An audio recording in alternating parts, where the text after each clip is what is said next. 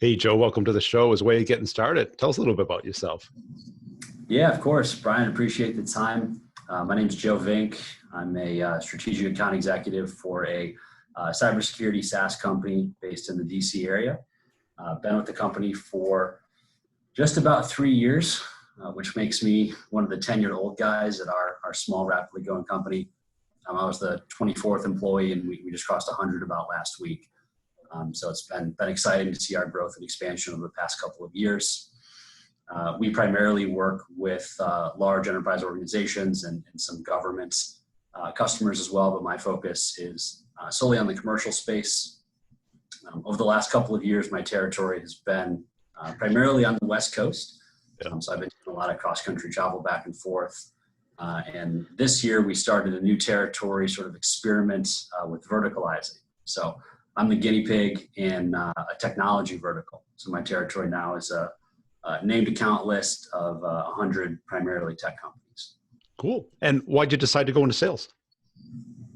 Yeah, it's a good question. So I actually started my career looking for a consulting role, sort of the traditional, 22-year-old coming fresh out of school. Didn't know exactly what I wanted to do, and I thought, consulting would be a really good way to learn a little bit about a lot of things. In my search for a consulting role that ultimately led me to Gartner, who I'm sure you're familiar with, and just exploring opportunities with Gartner, found a sales and sort of consulting opportunity there. So started my career at Gartner, and it was a inside sales role working with small to mid-sized businesses defined as anything under $1 billion in revenue. So I was able to achieve the goal of learning a little bit about a lot of things while at the same time getting some really good foundational sales skills that a large enterprise like Gartner will have just as part of their sort of sales machine and sales organization. Yeah. And then you went to a startup. What was the motivation there? Did you have a friend there or what? Yeah, it was a couple of things. So one of the other cool things about working at Gartner is you talk to CIOs and other IT leaders your whole day. So I was able to get a pretty good grasp and hear just some specific pain points from the market. And it ties really nicely into what how I even came across this startup. Essentially, the problem we help solve here is helping security teams communicate more effectively with their business peers. So just as the spotlight on security has grown and grown over the last couple of years and more investment has gone into it, it's only natural that business peers and really a non-technical audience start to ask a lot of questions about, well, with all this investment we're throwing into cybersecurity, is it actually reducing risk? And there's this old saying in the industry, and people say CISOs waste half their budget. They just don't know which half. Really, that's what we help solve. Yeah, and so that's sort of our mission here. And I came across that firsthand at Gartner. I had a customer as a CIO. He said, our security budget has gone up 20% year over year for the last 5 years, and I have no idea how to explain to the rest of the business what this has bought. Can you help? And ultimately, just through research, I came across this company, RiskLens, where I've been now for the last few years. And that's what we work with the market to do. Cool. And so do you sell to the CISO or do you sell to the CIO or? Yeah, so CISO is our most common executive sponsor. Given the nature of what we do, it's often, it's not a technical cybersecurity solution. It's more of a cyber risk management solution. So it's not uncommon for CROs to get involved as well. They're oftentimes on sort of the leadership committee that is making the investment decision. But typically from a funding perspective, CISOs would be the most common executive sponsor we work with. Yeah. And is this category already defined or are you guys defining it? Yeah, we actually are, we're kind of elbowing out our niche within what Gartner calls the IRM space. So if you listen to any of the Gartner analysts or read any of the research, there's a critical capability of integrated risk management that they define as risk quantification and analytics. And that's what we do. We have an analytics software platform to help big companies better understand the financial impact if a cyber event were to take place. So what that allows them to do is run simulations, and then from there, compare different investments and start to articulate risk reduction and business impact if this incident were to actually manifest. And what's the hardest part of your job? Is it getting that first conversation started, or? Honestly, the first conversation has been honestly pretty easy. Okay. I'll be really honest. When I first started a couple years ago, having no pipeline and being sort of young and just ambitious, I was just hammering the phones, hammering emails, trying to get as many conversations as I could, and got a lot. And it was the sort of thing where we had to look back after 6 months and we said, man, we're having all of these initial meetings, some good demos, but nothing's closing. Like what's going on? So the hardest part for us is, how do you take something that is aspirational and something that people will say, yeah, I should probably be doing that, but also helping them understand, one, the sort of tangible business case, but also secondarily, how do they manage the culture change associated with this? Yeah. Because when we talk about helping security teams communicate more effectively with their business peers, of course we have the technology to give them the nice reports and the background analytics. But at the end of the day, it's someone going to their leadership team to say, hey, we're changing the way we're making decisions, right? And the way we're managing the millions of dollars you're giving us from a funding perspective. So that's probably the hardest part is partnering with a customer to help manage the culture change. And how do you do that? Because I get your space, because I was in that type of space where it's like, they view it as a nice to have. How do you turn it into a must have? Yeah. And it's ultimately, there's sort of, I think, two phases to that to answer the question. The first phase is you manage the culture change by breaking it down into smaller steps and milestones. So we say, listen, this is not a software platform where we say, congratulations, here's the license, have fun and enjoy, right? This is something where we're going to get started, then we're going to have 3, 6, 9, 12, 18, and 36-month milestones that we're going to work together on towards building towards and manage the culture change over time. As far as really the second part of the question and helping the market understand why this is a must-have rather than a need to have, or than a nice to have, goes back to the point you made earlier about helping CISOs managing their budget more effectively, right? So when we think about CISOs wasting half their budget, they just don't know which half. Really at the core of what we do, it's helping optimize security budgets, right? So if we can increase your efficiency in budget, we're ultimately going to be self-funding. So there's been countless occasions where we help a security team realize that a certain program or a certain tool is redundant and unnecessary. Therefore, they can eliminate that vendor or that process. So those are the sorts of things that we have to work for with customers, but ultimately it's sort of unique because we have to find those together, and from there use that as the justification for the investment in us. And what's that first investment look like? Is that a 10K, 100K? Yeah, so typical ACV is about 200K, and that's a mix of software and services. Yeah. We do have sort of smaller trials and pilots and things like that in that 10 to 15K price point for folks who do want to try it out and see a real life example. That's something we can do. But typically ACV, 12-month licensing is about 200K. And how about like a greenfield account? What's the first deal look like? Is it kind of like you described, like a 3-month proof of concept type thing that you? Yeah. So with a totally new opportunity, there's a week-long pilot that we do where we work with them to quantify a handful of scenarios that are relevant for them. That's a small consulting engagement. Like I said, only takes a week. And then from there, typical first year investment, does fall right around 200K. So from there, we see people upgrade pretty significantly. And are they willing to go from that that proof of concept trial thing all the way to 200K or?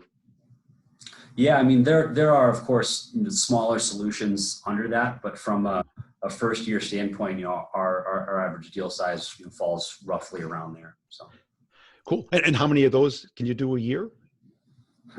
So about 5 to 6 is what we've been averaging in the past, and for me to hit quota, that'll be the the objective. So out of that 100, how do you determine which 5 or 6 are going to be those? That's a good question. Right. So you can give the other 95 to someone else. Yeah, I mean, there's a lot to that, right? Because it's especially in enterprise, right? You can spend a lot of time kind of chasing your own tail, and prioritizing your time effectively is really important. And for us, ultimately, it comes down to just for some more sort of background and context and how we actually do this, right? The model at the base of the platform was developed by one of our co-founders. It's called the FAIR model. It stands for Factor Analysis of Information Risk.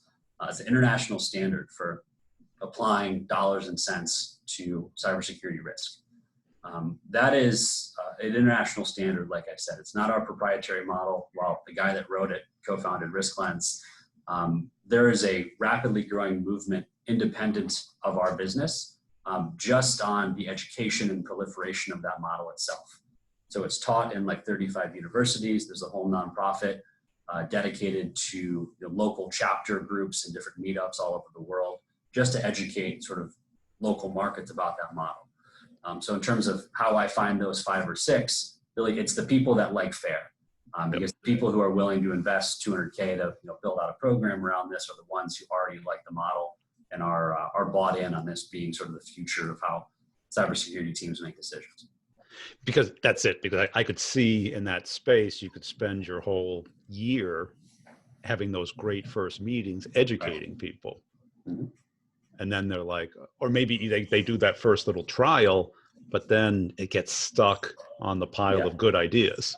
Sure. Yeah, right? It becomes a science project. Right, yeah. This was cool, but what do I do next? Yeah. Yeah. And what are the signals that you get from the client that it's not just going to be a science project? Yeah, very defined objectives. So they come out of that engagement and say, this was time well spent. Next, I want to understand the top 10 risks to our business for our next board meeting. Because traditionally how companies and how security executives are communicating to their leadership teams is in high, mediums, and lows, or heat maps like red, yellow, green. Yeah. So they say, we've got 5 high risks. Well, the second you ask, well, which one of those highs is more high than the other high, it gets really difficult, right? And if we spend $1 million on high number 1, does it become a medium? Does it become a low? There's very little analytical rigor or any science behind it. It's very, very gut feel. So to your question about how do we know it's not just going to be a science project, it's really defined objectives. So coming out and saying something like, I want to be ready for a next board report, that's a very good sign for us. And how did you build up your security acumen and your business acumen? Yeah. So my background is in business. I studied international business and economics in school. So that's, I would say personally, one of the areas where that's just a strength for me. As far as security acumen, it's definitely been, been something that's happened over the course of time. Gartner gave me a good foundation, just enough to be dangerous in the basics of security. But then from there, I spend a lot of time educating myself. I find it's especially in enterprise where you spend a lot of time working with the same customer, right? It's super high touch deals. You can actually form really good relationships. And when you're meeting in person or getting dinner and getting drinks, you can learn a lot from them beyond just information and data that's helpful with closing the deal. Yeah. Of course, you're going to, be taking notes on all those sorts of things you hear over the martini. You're also going to be able to learn things about their background in cybersecurity and what have they seen and what trends are they noticing. So I learn just as much from my customers as I do from my own personal readings and things like that. That's it. Because I went from enterprise software to like enterprise security. Yeah. Right. And it's a whole nother world. And you're dealing with people who talk in acronyms. Right. So it is learning another language because you got to take that acronym and hash it in your brain into what it is. Right. Yeah. And I can't imagine any part of the enterprise is changing faster than security. Yeah, it's so fascinating because for as many resources as have been thrown at it, right? And there's been countless companies who have told me their security budget is unlimited, right? If they need something and they make a case for it, they go to the board or to their leadership and say, we need this, write me a check. For that sort of environment and that sort of culture, most companies still aren't doing it well. Right? Clearly, right? The biggest ones. It's fascinating. So, but you're right. It's a very interesting culture, just in terms of the security community itself can feel very small at times, and is very, very tight knit. Right, because the people on the other side are more ambitious than the people in the inside. Yeah, right. Yeah. It's true. Yeah. And they always, they find the social engineering piece. They Right. leave the little memory stick out in the parking lot, and somebody puts it Right. on their machine, or Exactly. Yeah. put it. Oh, here's this app and a text. Give it a shot, Right. and all of a sudden they Right. capture their phone. Mm-hmm. Right. So, I mean, that space is intriguing. Now, if I talk to probably 99 out of 100 reps that are at this point in your career, they would not be as secure as you are, as far as your ability to talk to a senior executive. Mm-hmm. But what happened in your life that allowed you to do that? Wow, that's a good question. I mean, for me personally, I have to give basically all the credit to my parents. They, from an early age, encouraged me and put me in positions where I had to communicate really effectively with, when I was a kid, with adults, right? And I had to learn from the time I was 14, 15 years old, almost old enough to start working. They encouraged me to start working. So I started my first company when I was 15 years old. With two buddies of mine, and we started a small DJ business. So I grew up in the Phoenix area. So if you were a family throwing a party for your 16-year-old kid's birthday party, and you wanted some young kids to come and DJ the party, that was us. We did homecomings and proms for the whole Phoenix area public school community. So that sort of ambition that they really instilled in me, I think, led me to the point where I had to learn how to communicate really effectively. And I think that's the sort of thing when, especially in enterprise sales, it's invaluable. Yeah. And I take it there's little to no inbound. There's actually a lot of inbound. There is. Yeah, there is. So top of funnel historically has not been an issue for us. Yeah. So yeah, there's a lot of inbound, and there's a lot of intrigue in the market that we have. Because it's something that's complex and dynamic, like cybersecurity. And if we can assign a dollar value to, if this thing takes place, what will the business impact be?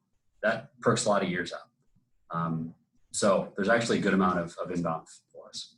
And is it inbound that's interested in evaluating the product, or inbound interested in learning about the problem? Yeah, that's a good question. It's an important area when we're qualifying those inbounds to get really good at identifying. Because there's a lot of people who are just intrigued, right? They want to learn. They're super curious. They want to get started on the journey, but it's not going to be a deal for us anytime soon. So when we think about training for our new hires and our BDRs, right, it's identifying, is this a legit opportunity for us in the next couple of quarters, or is this someone who, they're intrigued and we should give them training or something like that. So more often than not, it's someone who's intrigued. But for us, it's about rapid qualification and determining how should we prioritize this. And what helped you, because going from the inside role at Gartner to an enterprise rep in a complex early stage company, that's a big leap. Yeah. What helped you along that process? Yeah. Early on when I first started, like I said, I was mid-20s in terms of the number of employees when I began. We were at the point where we had just raised a Series A, and we were starting to build out the sales team a bit. I had firsthand experience with the challenge coming from Gartner and hearing from a few customers. So I think that's how I was able to convince our CEO to take a chance on me.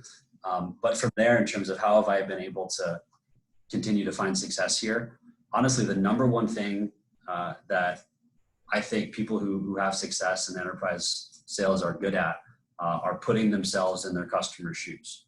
Yeah. And you talk about this in a lot of your content, but if you can be a really good listener, and I was guilty of this, we've all been guilty of it.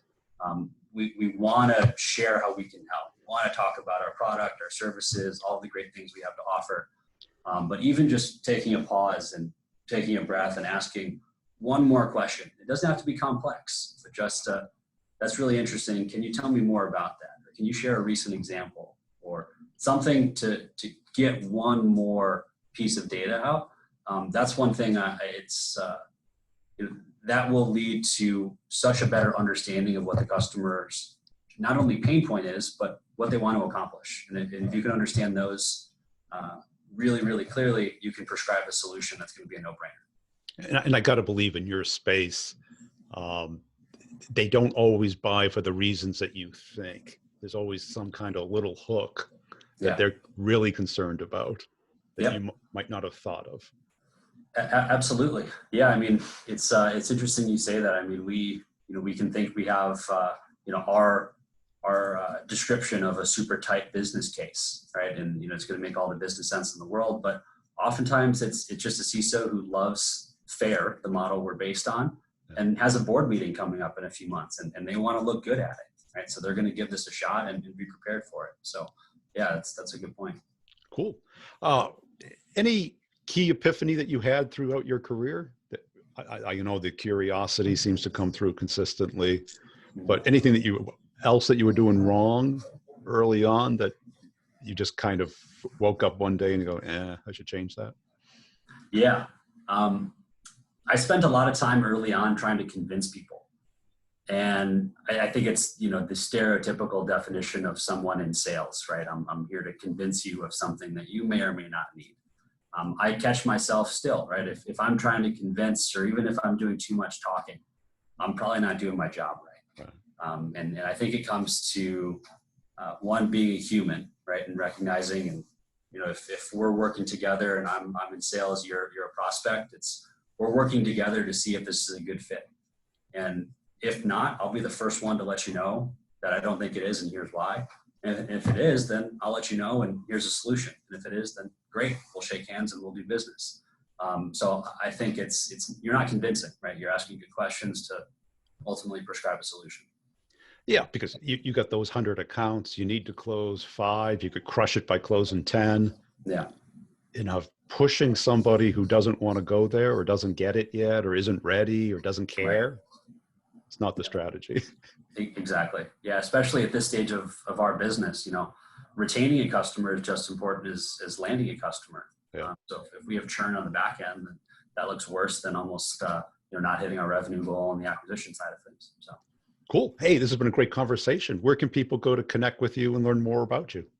Yeah, I'm on LinkedIn. I'm getting much more active on it, so I'm on it all the time. So hit me up. My name's Joe Vink, and appreciate the time, Brian. This has been a lot of fun.